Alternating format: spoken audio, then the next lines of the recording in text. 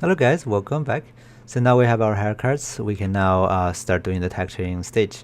So we can use these hair cards as a reference model when we're generating our hair texture. So what we do is grab this model and go for File, Export Selection, and we export it as an FBX. Should be fun. We can put it in the SI folder and call this guy hair cards. All right. Cool. And when that is done, we can go back to Substance Designer. That's where we create our hair texture. Oops. What we do here is, let me use my mouse now. What we do here is we go for File, New Substance, and we start with an empty one. Okay, we call this guy hair texturing. And then we go for 2K for now and hit OK. All right, and then we right click here and then link 3D mesh. Okay, and we look for that. So again, let me find my SI folder and hair cards and open that. Okay, it's asking for UDIM for some reason. It just say no because we don't really have UDIM. Now you have a resource folder and you can see you have a hair card geometry. Just drag it to the viewport to preview it. All right, cool. So what we can do now is start generating some hair strands and use that on our hair card geometry. To do that, I'm going to create a, there's no hair node, but there's actually a scratch generator. And this node does actually generate a bunch of random scratches, but they can be hairs if you do some tweaking. So what we can do here is we can go change the rotation random to 0. So you can see they're now all facing the same horizontal direction. We can change the rotation to make them face downwards. Okay, and we can change the position random to something smaller. You can see now we're concentrating those guys into a little cluster. We can change the spline scale to make them bigger, and we don't really need a lot of distortion like this. So lower down the distortion random, and we can drag the distortion up ourselves just to have some distortion. You can see now this is pretty much like a cluster of hair, more or less. We can then go to the fade mode and change it to start and end. That way we have this nice follow-up on both ends. Because if you don't have that,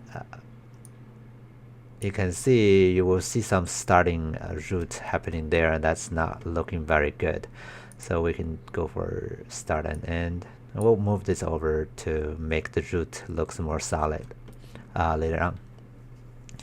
All right, and then we can change the width to something bigger, like 4, to make them wider, and we can also change the segment per spline to something higher, so we get better resolution, basically. All right, so that's kind of like a hair strand. All right, so when that is done, then we can go try to give it some more interesting distortion. Let me create a directional warp here and connect that to the input of that. And then for the intensity input, we can then create a perlin noise. And lower down the scale so that we're not, warp it in a very high frequency and connect that to the intensity. You can see suddenly this hair has this really nice curvature. That's because the perlin noise is pushing it around with its own slope, or it's not actually slope. The brighter color actually just move it more. Okay, we can change the intensity to something higher, and we can change the warping angle. Okay. All right, so that's the warping part. And then what else can we do? Oh, I think that's about what we want to do. Okay, I'm gonna create an output and connect that to the output, and this output will be our final output for this particular hair texturing graph. Maybe I should name this guy to hair generator because I'm basically creating a generator to be able to generate a bunch of hair for me. Okay. All right, so after this, I'm gonna go expose some parameters so I can control it. So here in the scratch generator, we have a bunch of variables or sliders, like the spline number that's controlling how much hair strands we'll have. I kind of wanted to be able to control it when I'm using this hair generator. So to do so, I need to go to this little icon here, like a graph kind of like icon, and go to expose. And then I can expose this particular attribute as a new input. And this guy, I can name this guy hair amount, basically. And hit OK, and OK again. Now you can see I cannot control it here anymore. But if I double click anywhere in the empty space, I can access this top property list of this hair generator. Go down here, you can see now we have this input parameter. It's called hair amount as an identifier, but I also want to change the label to also hair amount. Okay, now I can drag that slider to control that attribute. Okay, cool. Another thing I want to control is the distortion. Right, that's the distortion amount for every individual spline. Expose, a new name. Instead of call it spline distortion, I'm going to call it hair spline distortion. I hit OK, and OK again. Now again, double click to the empty space. In the empty space, let me open that spline one, and then also copy that and paste it here to label it properly. Okay, so that's that attribute. Another one I can change here is the position right now. This basically is a way to spread the hair strands out, or tighten them in. Okay, so expose that, new, and call this guy maybe hair clump, because this is like a clump of hair. Clump width. Hit OK here and OK here, and then double click again. We can open that and copy that and paste it in the labels. All right, cool. Let's see what else. I'm not sure yet. I think it's fine for now.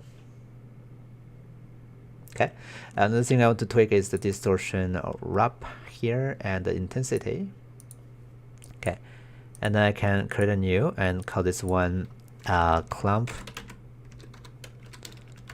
warp intensity. Okay, hit OK and OK again, just repeating that process of defining that label that as the same as the identifier we created. And eventually perlin noise have this scale value, which determines, if you double click here to take a look at that, which this one determines basically the frequency of the warping of the clump. So we can expose that. Okay, new, and then I can call this guy clump distortion or warp frequency. Hit OK and hit OK here, double click, and then change that to also the same label here. Alright, cool. So this is going to be a hair generator.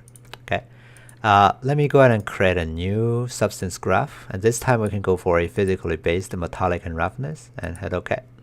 Now what I can do is I can drag that hair generator into the graph.